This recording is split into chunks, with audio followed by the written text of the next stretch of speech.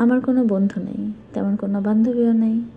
কারণ আমি আমার যতটুকু শ্রম, যতটুকু ভালোবাসা, যতটুকু সময় তাদেরকে দিব, সেই টাইমটুকু তারা নিবে, তাদের প্রয়োজন অনুযায়ী তারা ব্যবহার করবে।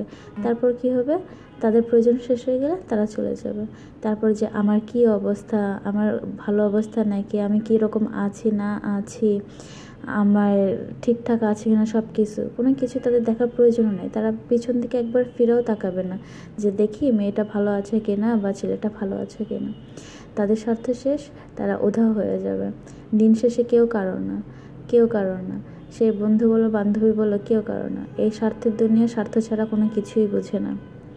আমি আমার অনেক মানুষদেরকে দেখেছি যাদের হচ্ছে আমি অনেক টাইম দিয়েছি, আমার ফ্রেন্ড সার্কেলদেরকে, অনেক কলিগদেরকে, অনেকদেরকে অনেক আপন ভেবেছি, কিন্তু তারা দিন শেষে কিছুই না, কিছুই না। তাদের প্রয়োজনে আমি ঠিকই তাদের পাশে ছিলাম, কিন্তু তারা কখনোই আমার প্রয়োজনে আমার পাশে আসেনি।